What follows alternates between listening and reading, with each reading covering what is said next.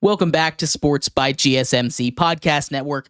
I'm your host, Jeremy Lapidus. Today is Tuesday, October 1st. If you were just tuning in, we did the first half of the NFL Power Rankings. We're going to finish that up in this segment, but before we do, updates on the MLB wildcard. The first game has wrapped up. The Detroit Tigers win 3-1, lead the series 1-0. Tariq Skubal is awesome.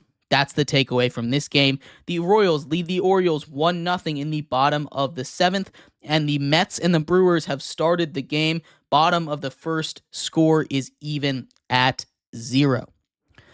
But, like I was saying, we are going to get into the second half, the top half, number 16-1 of the NFL Power Rankings. But before we do that, remember, if you would like to be an even bigger part of the show than you already are, all you need to do is go to gsmcpodcast.net. Leave a tip or donation with the message in it. That message should pop up on the bottom of the screen for you, me, and everybody else around the world to see. Or if you are on YouTube, you can do the exact same thing. If you have a burning question about sports, anything at all you'd like to ask, go and throw that in the comments. Throw it in the chat. I will get to it as soon as I possibly can.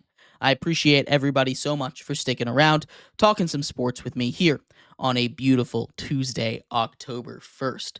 But like I was saying, we're going to finish up the NFL Power Rankings in this segment. Ranks 16-1, and kicking off there at number 16 is the Dallas Cowboys. The Dallas Cowboys get a big win, a potentially season-saving win, and that's big words to throw around in week 4 here. But a win they needed really badly to keep pace with the Eagles, keep pace with the Commanders in that division. The Cowboys don't look good. Injuries up and down that defense. Micah Parsons going to miss his first game of professional level football ever. DeMarcus Lawrence on the IR. 4 games. The offense is just CeeDee Lamb. They don't have any kind of ground game. Dak Prescott is not doing enough with his other receivers for them to be a threat. And CeeDee Lamb, when he's getting all this attention, has not been able to be that game changer that he was last year. Cowboys need a run game, and they need it in the worst possible way. Cowboys are struggling. They're still finding a way to win. Good teams find ways to win, even if it's against bad teams. Cowboys are here at 16. At number 15, it's the New Orleans Saints. My, oh my, what a fall from grace the New Orleans Saints have had. Starting off 2-0, one of the hottest offenses in all of football. Quality win, we thought, over the Cowboys. Win over the Panthers, too. 91 points in 2 weeks is something hard to do. And then the fall off.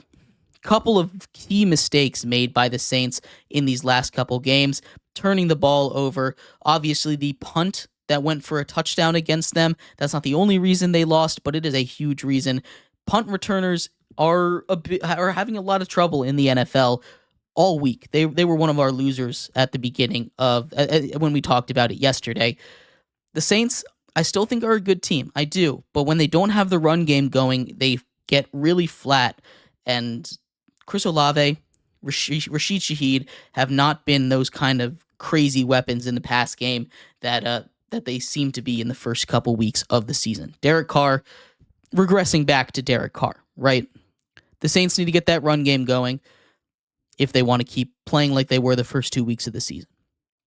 At 14, it's the Atlanta Falcons, a team that wins in walk-off fashion over those previously mentioned New Orleans Saints. Younghoe Koo, new career long to win that game.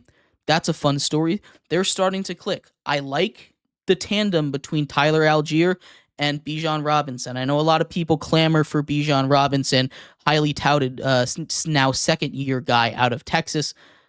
Kirk Cousins is doing enough. He's being a game manager, and that's what this team needs to do. They're winning games. They're keeping games close against really good teams. This is a Falcons team that, if they keep doing what they're doing, could crawl their way into a playoff spot. It's going to be a fun battle between them and the Bucs down the stretch of this season, though. I'm excited for it. At 13, it's the New York Jets. This is a team that I cannot get a read on. The New York Jets, 1 week, look fine, but have issues. Next week, they look good. The next week, they look great. The week after that, they look terrible. 9 points against the Broncos. 9 points against the Broncos. I'll say it one more time for the people in the back. 9 points against the Broncos. That's unacceptable with Aaron Rodgers at your quarterback. I know the game was sloppy. I know it was a monsoon out there, but 9 points against the Broncos is awful. That defense did its job, only surrendering 10, holding Bo Nix to 60 passing yards, and you lose. That offense needs some work. They went and reshored that offensive line. Whatever's happening, they're out of sync with each other. Aaron Rodgers and receivers are not on the same page, and you can take that back to training camp. Maybe with a new team, he should have been there. This is still a very good team. They're going to have time to figure it out in a division. The rest of that division is struggling. The Bills get a loss to keep the New York Jets in it. This is going to be a tough This is going to be a tough season for the Jets because you can see the flashes of an elite football team every single week.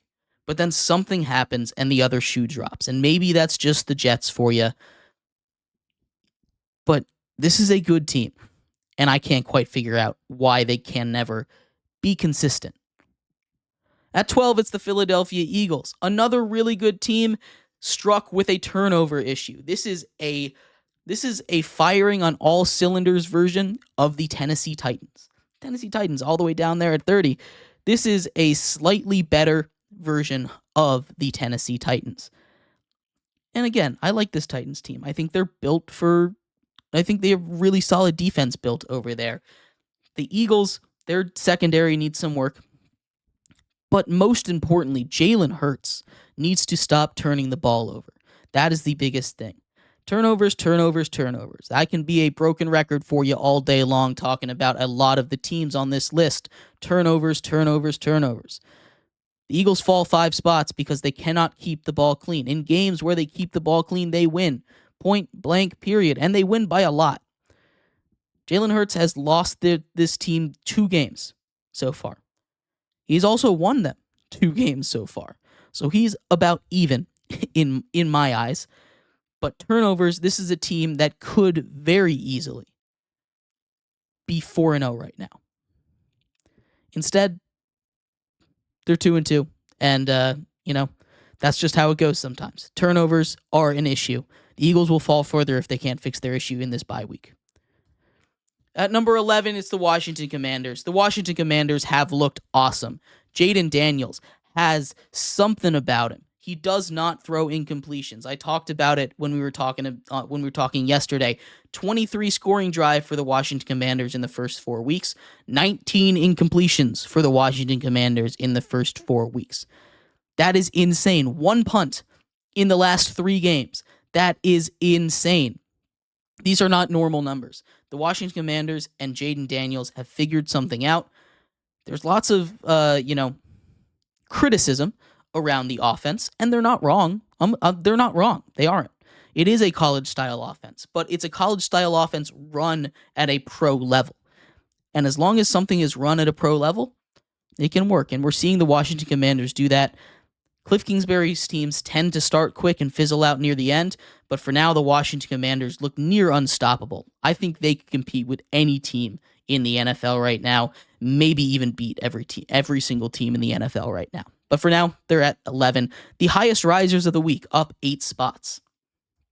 Hitting the top 10 is the Tampa Bay Buccaneers, another team coming off of a big loss against the Broncos. I guess that Broncos defense needs some love.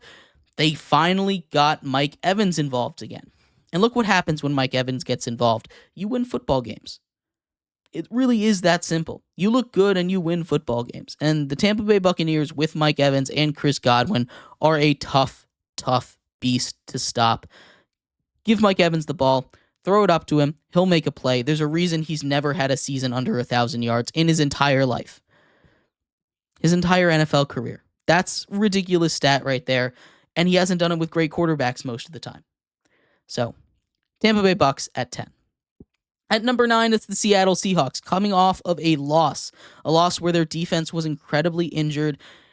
Geno Smith played awesome. Geno Smith played like a top 10 quarterback in the NFL, way up into that second echelon of quarterbacks. Not an elite guy, but a great guy. And that's where he's played himself into.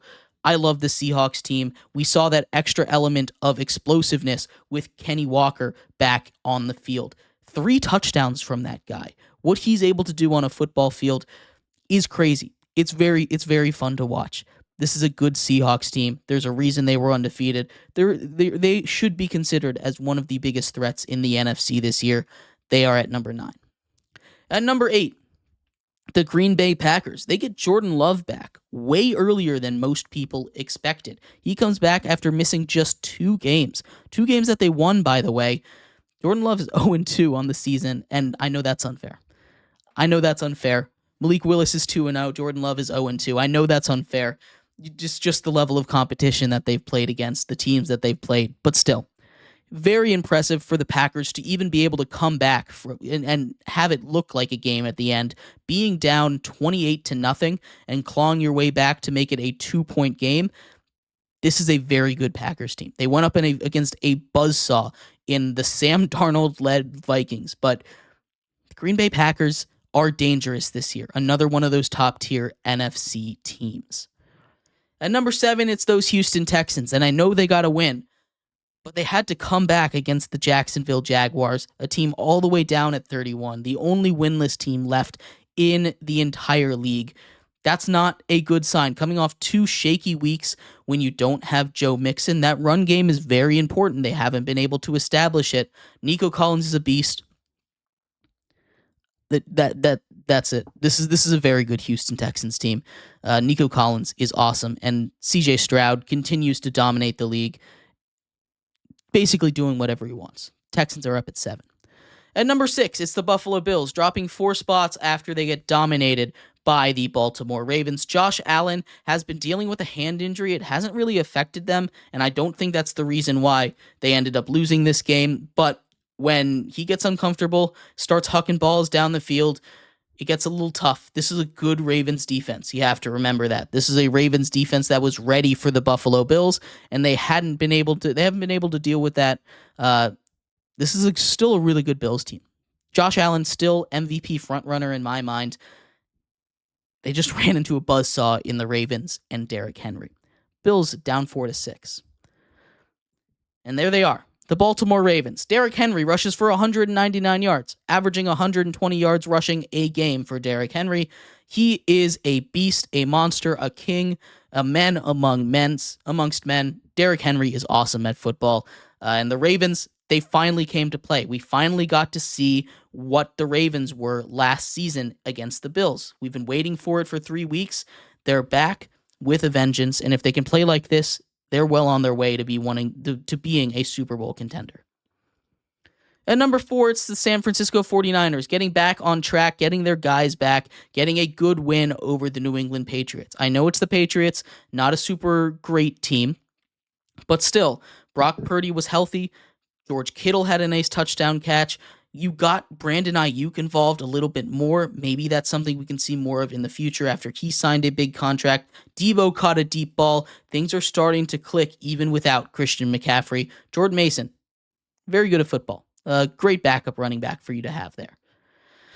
At number 3, it's those Minnesota Vikings. The Minnesota Vikings 4-0 with Sam Darnold.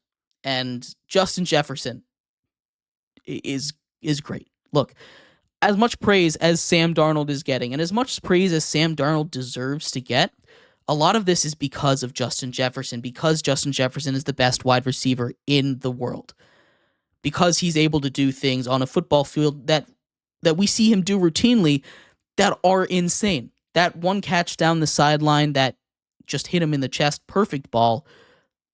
Great catch there. That's not an easy catch to make. A tiptoe catch on the sideline. That's 2 highlight reel catches that you look at and you say, oh yeah, of course he caught it. It's Justin Jefferson. These are not normal things for people to do. More love needs to go to Justin Jefferson. He should be the MVP candidate, not Sam Darnold. It's my opinion, though. At 22, the Detroit Lions. That offense woke up. Sleeping giant got awoken. And if they can play like that offensively, like they did in the second half of that game, they are going to be unstoppable in this league. David Montgomery, crazy goal line back. Not really been on the goal line in the second half there, but Jahmyr Gibbs starting to look like he's taking that that leading role a little bit more. Still a split there. Both of those running backs are awesome. That Lightning Thunder duo is crazy. Jared Goff, 18 for 18. Jared Goff catches a touchdown. It's awesome. This is a really good Lions team, and there are very few weaknesses with them. Secondary has some weaknesses. Terrion Arnold, way too many penalties. They lose Marcus Davenport. The pass rush isn't as good as it was in the beginning of the season. Still a very good Lions team. They're at number 2. And of course, that leaves the Kansas City Chiefs at number 1. And you can yell at me all you want. I know people last week wanted the Bills to be number 1. They lose. I know people this week that said they wanted the Lions to be number 1. They lose. I went back and I looked. Every single week of this NFL season, I have had a different number 2 team. Every single week of this NFL season, that number 2 team has lost. And that number 2 team has been, and that number 1 team this whole time has been the Kansas City Chiefs. So no, I will not be taking the Chiefs out of number 1. They're the best team in the league until someone finds a way to beat them. Close games or not, this is a Chiefs team, and winning is a talent in and of itself. This Chiefs team is really good. Also, Rashee Rice, not out for the season, just going on IR for a little bit. He avoided an ACL tear, so that is good news coming out of Chiefs Kingdom. Chiefs, once again, number 1 on the list. But let me know what you thought. Who should have been number 1? I'll recap the top 10 real quick. Buccaneers at 10. Seahawks at 9. Here we go. Buccaneers at 10. Seahawks at 9. Packers at 8. Texans at 7. Bills at 6. Ravens at 5. Niners at 4. Vikings at 3. Lions at 2. And the Chiefs at 1. We're going to take a quick break here. When we come back, we are going to get into the NCAA Top 25. So stick around for that. We'll be right back here on Sports by GSMC Podcast Network.